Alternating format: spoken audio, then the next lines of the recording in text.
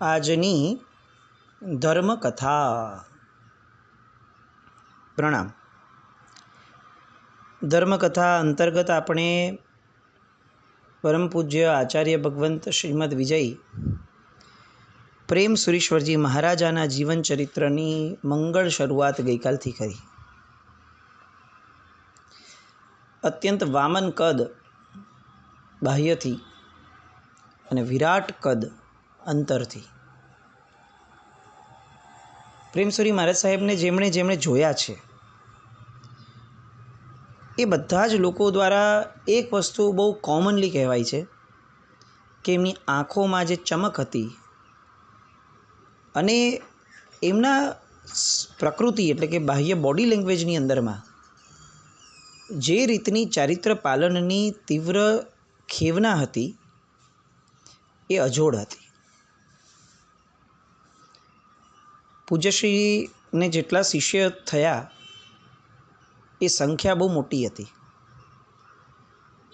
એ સમયના ગુરુ ભગવંતોમાં આ સંખ્યા એ ઘણી આશ્ચર્યનું કારણ પણ હતી, પરંતુ પૂજ્ય પ્રેમ સુરીશ્વરજી મહારાજાના જીવનમાં લઘુતાથી માંડીને શાસ્ત્રોને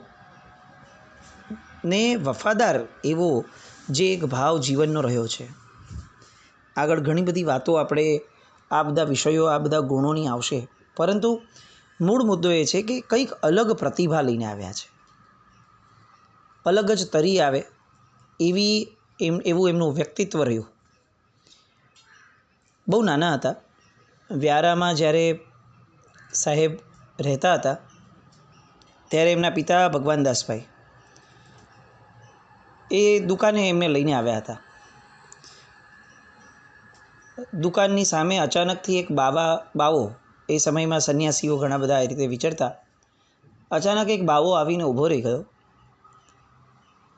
કંઈ જ લેવું ન હતું, બસ ઊભો રહી અને એ સંન્યાસી જે છે એ ટગર આ બાળકને જોઈ રાખતા હતા. થોડોક સમય ગયો, ભગવાનદાસભાઈએ ઓબ્ઝર્વ કર્યું, એકાદ બે વાર જવા દીધું. પછી જ્યારે એમ જોયું કે ફક્ત ઊભા છે, કંઈ જ લેતા કરતા નથી, કંઈ પૂછતા નથી, વાત નથી કરતા અને આ બાળકને જોઈ રાખે છે, એટલે ભગવાનદાસભાઈને થોડો ભય પ્રગટ્યો અને એમણે તરત બૂમ મારીને કીધું કે હે બાબા, આમ મારા દીકરા સામે શું ક્યારનો જોયા કરે છે? આ બે પૈસા રાખ ને હાલતો થા. ભય હતો. ભય છે ને હંમેશા જીવને આક્રમક બનાવી દે. આપણને ઘણીવાર આવું લાગે છે કે સાપ બહુ ક્રોધિત છે, પણ આપણે ગામડામાં જઈએ તો જે આ ભણ્યા છે સ્કૂલમાં કે સાપ ફૂફાડા મારે ને તરત ડંખ દઈ દે, એ વસ્તુ મિથ્યા સાબિત થાય. ત્યાંના લોકો બહુ પ્રેમથી એમ કે સાપ બાજુમાંથી પાસ થતો હોય, આપણે બાજુમાંથી પાસ થતા હોય. સાપને જો આપણે કાંઈ ન કર્યું હોય તો સાપ કાંઈ ન કરે, સાપ એની મેળે વહી જાય. કેટલીક પ્રજાતિઓ હોઈ શકે ઝેરી, પરંતુ સામાન્ય રીતે તો સાપો આવી રીતે અમારે સાથેના જીવનની અંદરમાં વણાઈ ગયેલું અંગ હોય. તમે એને છંછેડો નહીં તો એ તમને છંછેડે નહીં, કારણ કે તમે એને જેવા છંછેડો છો એને ભય પ્રગટે છે. એ ભય દ્વારા એ આક્રમકતા લાવે છે. જગતની અંદર જેમનામાં પણ આપણને આક્રમકતા દેખાય છે ને, એ બધા આક્રમક વ્યક્તિઓ મૂળમાં ભયથી પીડાય છે. આ નક્કી વાત છે. અને ભય એને જ છે જેને કંઈક ગુમાવવું નથી, એટલે કે જેને મૂર્છા છે. આજે આપણું આખું જગત જે રીતે ગ્રસ્ત થયું છે આક્રમક લોકોથી, એકબીજાનું હડપ કરવાની વૃત્તિ, એકબીજાનું પચાવી લેવાની વૃત્તિ, એકબીજાને ગાળો આપવાની વૃત્તિ, ખોટા સાબિત કરવાની વૃત્તિ, આપણી સુપ્રીમસી પ્રૂવ કરવાની વૃત્તિ, આ બધી આપણામાં જે વૃત્તિઓ છે કશાયોની, એ બધી વૃત્તિઓના મૂળમાં આ મૂર્છા છે. અને મૂર્છા ભય અને આક્રમકતા આમાં પ્રગટે છે. ભગવાનદાસભાઈમાં આવી આક્રમકતા પ્રગટી. બાળક પ્રત્યેની મૂર્છા, એ મૂર્છાના કારણે ભય, અને ભય એ વ્યક્ત થયો આક્રમક રૂપે. પેલા બાવાને ખરાબ ન લાગ્યું જરા પણ. એણે શાંતિથી ઊભા રહીને કીધું કે શેઠજી, તમારા આ લાડીલાનો લલાટ જોઈ રહ્યો છું. મેં આજ સુધી ઘણાના જોશ જોયા છે, પણ આવું લલાટ, આવું તેજ અને આવા લક્ષણો મેં બીજા કોઈને જોયા નથી. હવે જે પેલો ભય હતો એ ભય અંદરમાં મૂર્છા તો બેઝમાં પડી છે, એટલે હવે ભયની જગ્યાએ ક્યુરિયોસિટી, જિજ્ઞાસા પ્રગટી. અને એમણે તરત કીધું, અચ્છા તમે ભવિષ્ય કથન જાણો છો? શું લાગે છે તમને આ દીકરાનું લલાટ જોઈને? અને માંડીને વાત કરાવડાવી. જેને એક સેકન્ડ ઊભો રાખવા તૈયાર ન હતા, ભગાડી દેવાની તૈયારી હતી, એણે 2 શબ્દોમાં તો એવું જાદુ કરી દીધું કે જેના કારણે ભગવાનદાસભાઈને એવું લાગ્યું કે હવે તો આને અંદર બેસાડો. કારણ કે બાળકના ભવિષ્ય પ્રત્યે પ્રેમ છે. બાળકના ભવિષ્ય માટેની કોઈ નાનકડી પણ વાત કરે તો તરત આપણે એલર્ટ થઈ જઈએ અને એના પ્રત્યે અભિમુખ થઈએ. પેલા સંન્યાસીએ કીધું, જુઓ, દીકરાનું લલાટ, મુખાકૃતિ અને શરીર પરના લક્ષણો દ્વારા એ સ્પષ્ટ જણાય છે કે આ દીકરો મોટો થઈ યોગીશ્વર થશે, અને જો તેમ નહીં થાય તો બહુ મોટો કોટ્યાધિપતિ થશે. તેના લક્ષણો અસાધારણ કક્ષાના છે. મેં આજ સુધી આવા લક્ષણો બીજા કોઈના જોયા નથી. પિતાજીએ એટલે કે ભગવાનદાસભાઈએ સારી દક્ષિણા આપીને આ સંન્યાસીને વિદાય કર્યા. પણ એક વસ્તુ મનમાં એમને બેસી ગઈ કે યોગીશ્વર થશે, નહીં થાય તો કોટ્યાધિપતિ થશે. આમ બહુ સારી રીતની વાત, પરંતુ હવે એ ભગવાનદાસભાઈના મનમાં એ બેસી ગયું કે આને યોગીશ્વર ન થવા દઈએ તો આ કોટ્યાધિપતિ થશે. સંસારી જન છે, ધર્મથી બહુ સારા રંગાયેલા છે, પણ હંમેશા પોતાના બાળકને સુખી અને સમૃદ્ધ જોવાની કોની ઈચ્છા ન હોય? અને સુખની વ્યાખ્યાઓ જે છે એ સંસારી જનની એ સંસાર પૂરતી સીમિત હોય. સુખ એ અનંત છે, સુખ એ આંતરિક લક્ષણ છે, સુખ એ અવ્યાબાદ હોવું જોઈએ, સુખ એ ભવિષ્યમાં ક્યારે પણ દુઃખ ન આપે એવું હોવું જોઈએ. આવી બધી વ્યાખ્યાઓ અજ્ઞાનતાને વશ, ભૌતિકતાને વરેલા એવા કોઈ પણ વ્યક્તિની અંદરમાં, જેના મનમાં ભૌતિકતાનું પ્રાધાન્ય છે, એના મનમાં સહજપણે પ્રગટે નહીં. ભગવાનદાસભાઈ પુત્ર મોહના કારણે આ સીમિત વ્યાખ્યાઓની અંદર રહ્યા, અને એટલે એમણે પોતાના બાળકને વધુ પડતું ધર્મના ક્ષેત્રનું સેવન કરવા માટે ક્યાંક ને ક્યાંક નાના મોટા રોકવાના પ્રયત્નો પણ કેટલાક કર્યા. આપણે ગઈકાલ સુધી જોયું હતું કે આ પ્રેમચંદભાઈ એ પોતાના ગામથી કેટલાક પૈસા લઈ, ચણા મમરા જેવા, ચણા મમરા લેવા જેટલા, અને સુરત પહોંચ્યા. અને સુરત પહોંચ્યા પછીથી એમણે પૂજ્ય બાપજી મહારાજને મળવાનું થયું. આ બાપજી મહારાજને મળ્યા સુરતમાં. એ પૂર્વે વ્યારાથી સુરત એ 36 માઇલ દૂર હતું. અને ઇતિહાસ સાક્ષી છે કે આ પ્રેમચંદભાઈ 16 વર્ષના બાળક એ 36 માઇલ ચાલીને ગયા અને સુરત પહોંચ્યા. રસ્તામાં ચણા મમરા વાપરવા જેટલા પૈસા જે લીધા હતા એટલા પૈસા ખાલી એમના રહ્યા. 36 માઇલ ચાલીને જવું, આ સંયમ ધર્મ પ્રત્યેની કેવી ગજબનાક લાગણી અંદરમાં દેખાડે છે. આપણે આજે બહુ સહજપણે કહી દઈએ કે દીક્ષા આપણા ભાગ્યમાં નથી, દીક્ષાના લક્ષણો નથી. જે મુમુક્ષુઓ દીક્ષા માટે તડપ્યા છે ને, એ મુમુક્ષુઓ, એમની એ જે તડપ છે એ બધાને જ્યારે આપણે જોઈએ ત્યારે આપણને ખરેખર લાગે કે આપણે તો આ વાતને મજાક જ લીધી છે. શું ગંભીરતાથી આ લોકોને દીક્ષાની ખેવના જાગે છે. આ પ્રેમચંદભાઈ 36 માઇલ ચાલીને ગયા. બાપજી મહારાજ મળ્યા. બાપજી મહારાજે ટિકિટના પૈસા કરાવી આપ્યા, અને પૂજ્ય દાન વિજયજી મહારાજ સાહેબ પાલીતાણા છે તો તમે પાલીતાણા જાઓ અને શીઘ્રે જાઓ, આવી વાત કરી અને એમને પાલીતાણા મોકલ્યા. આ પાલીતાણાની અંદરમાં એક મુનિ પ્રેમચંદભાઈને મળ્યા. પૂજ્ય પ્રેમ સુરેશ્વરજી મહારાજાના જીવનની અંદરમાં એક મુનિનું મહત્ત્વ ક્યારે પણ ન ભૂલાય એવું છે. ભલે એમનો રોલ પ્લે કદાચ બહુ જ નાનકડા ઓછા સમયના દિવસો પૂરતો હશે, પરંતુ એમના કારણે જીવનમાં જે પરિવર્તન આવ્યું એ અનપેરેલલ હતું. એ મુનીશ્વર એટલે સિદ્ધિ મુનિ. આ મુનિ ભગવંત એમણે પાલીતાણાની અંદરમાં દાનસુરી મહારાજ સુધી જવાનો એમણે પ્રેરણા એમણે કરી. આ સિદ્ધિ મુનિ એટલે બાપજી મહારાજ. દીક્ષા લીધા પછીથી પણ પ્રેમસુરી મહારાજ અને બાપજી મહારાજના જે સંબંધો રહ્યા, દીક્ષા લેતા પૂર્વે બાપજી મહારાજનું જે રીતનું એમના જીવનની અંદરમાં ઉપકાર કરવાનું ક્ષેત્ર રહ્યું કે એમણે સમજ્યું કે આમની પાસે કેવો વૈરાગ્ય છે અને આ વૈરાગ્યને એમણે દિશા આપી. ત્યાર પછીથી પાલીતાણા પહોંચ્યા અને દાનસુરી મહારાજને શોધ્યા. દાનસુરી મહારાજ પ્રાપ્ત થયા. જેવા દાનસુરી મહારાજ સાહેબ પ્રાપ્ત થયા એવી અંદરની રોમરાજી વિકસ્વર થઈ.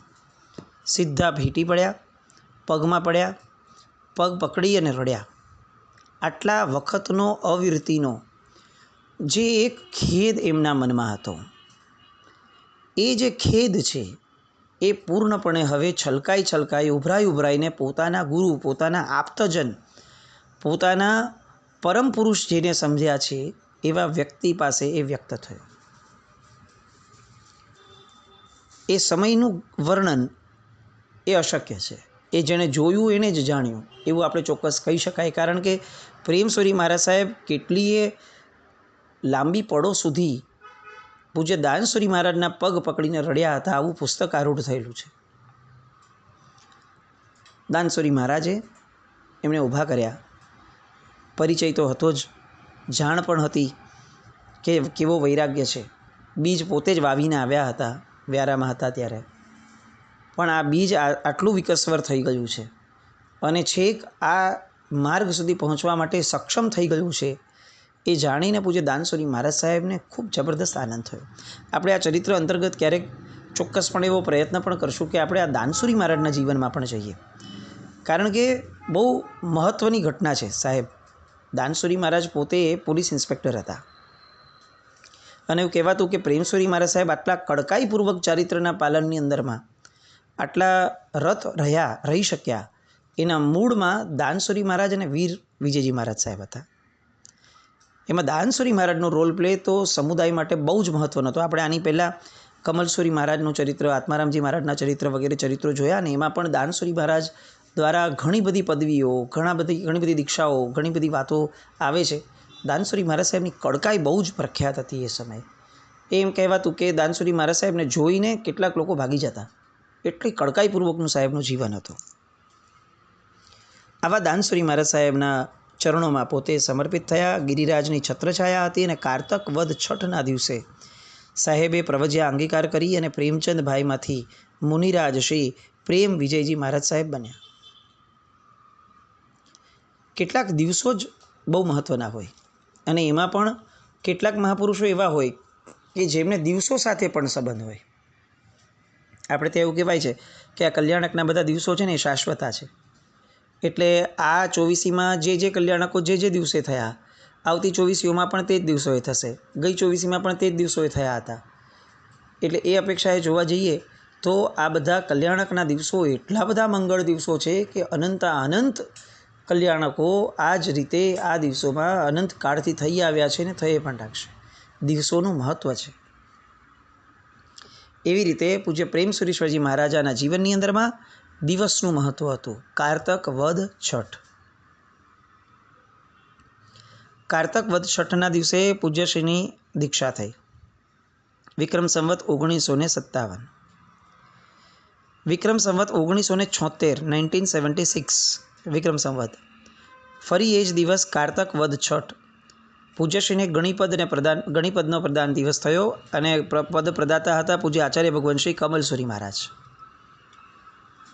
5 વર્ષ વીત્યા અને ફરી એકવાર કારતક વદ છઠ આવી 1981 વિક્રમ સંવતની, અને એ જ દિવસે પન્યાસ પ્રદાન થયું. પદ પ્રદાતા હતા પરમ પૂજ્ય આચાર્ય ભગવાન શ્રી સિદ્ધિસુરી બાપજી મહારાજ.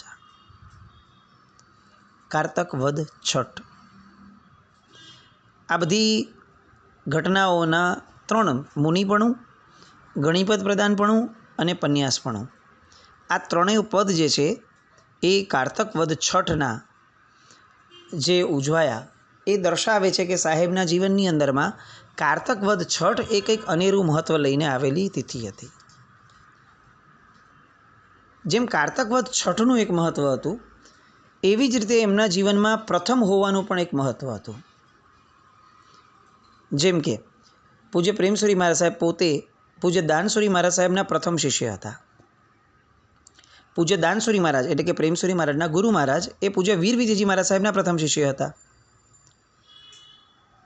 પૂજ્યશ્રીનું સંસારી નામ પ્રેમચંદભાઈ. આ પ્રેમચંદભાઈ એટલે પિતાશ્રી ભગવાનદાસભાઈના પ્રથમ પુત્ર. ભગવાનદાસભાઈને 4 પુત્રો હતા, પણ ભગવાનદાસભાઈના પિતાનું નામ નરસિંહજી અને નરસિંહજી એ 5 પુત્રો એમને હતા. એમાંના પ્રથમ પુત્ર એટલે ભગવાનદાસભાઈ. નરસિંહજીના પિતા કનાજીભાઈ, એમને 7 પુત્રો હતા. એ 7 પુત્રમાંથી નરસિંહજી છે એ સૌથી પ્રથમ પુત્ર હતા. નરસિંહજીના પિતા કનાજીભાઈ, એમના પિતા ધનરૂપજીભાઈ, એ ધનરૂપજીભાઈને એકમાત્ર પુત્ર હતા પ્રથમ, જેનું નામ કનાજી. આ ધનરૂપજીના પિતાનું નામ ચેલાજીભાઈ. આ ચેલાજીભાઈને 2 પુત્રો હતા, જેમાંને પ્રથમ પુત્ર ધનરૂપજીભાઈ. આખી પેઢીની પરંપરા જોઈએ તો આ પ્રથમ હોવાનું જે સૌભાગ્ય આ પ્રેમસુરી મહારાજ સાહેબના જીવનમાં જોવા મળે, આ કંઈક અલગ જ છે, અનેરું છે. આવા કેટલા જોડકણા, આવા કંઈક કેટલા ફેક્ટ અને ફિગર્સ એ આપણને કાઢવાનું મન થાય છે, કારણ કે આપણને આ ગુરુ પ્રત્યે સદભાવ છે.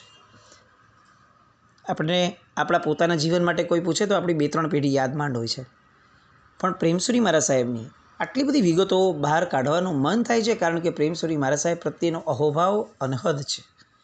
એટલે કંઈક ને કંઈક એમનામાંથી શોધી, એમના જીવનમાંથી, અને એમની મહત્તાને વધારવાનું મન થાય, કારણ કે એ પુરુષ એવા હતા કે જે મહત્તા આપવાને પરમ યોગ્ય હતા. સાહેબની દીક્ષા થઈ. પરમ પૂજ્ય પન્યાશ્રી ચંદ્રશેખર વિજયજી મહારાજ સાહેબે અનેક પુસ્તકો લખ્યા છે. આ પુસ્તકોમાંનું એક પુસ્તક હતું સિદ્ધાંત મહોદધિ આચાર્ય દેવ શ્રીમદ વિજય પ્રેમ સુરીશ્વરજી મહારાજા, અને સાહેબે એમને પૂજ્ય કૃપાળુ દેવના નામથી જ આખા પુસ્તકમાં એમને સંબોધ્યા છે. નાનકડું પુસ્તક છે, પણ આ પુસ્તકની અંદર એમણે સાહેબના જે રીતે જીવનચરિત્રના ભાગોને ઉપસાવ્યા છે. 16 વર્ષ સુધી પૂજ્ય પન્યાસજી મહારાજ, પૂજ્ય પન્યાસી ચંદ્રશેખર વિજયજી મહારાજ એ પ્રેમસુરી મહારાજ સાહેબના પડછાયા તરીકે રહ્યા છે. આ 16 વર્ષના જીવનની અંદરમાં એમણે જે એમનું અંતરંગ જીવન જોયું છે, અંતરંગ જીવનના જે ચમત્કારો જોઈએ છે, ચમત્કારો જોયા છે, એ બધી વાતોને એમણે આ સરસ રીતે એમણે પુસ્તકારૂઢ કરી છે. એમાં એક વસ્તુ એમણે બહુ સરસ રીતે લખી છે કે દીક્ષા જીવનને ફક્ત 2.5 વર્ષ થયા હતા, 2 થી 2.5 વર્ષ.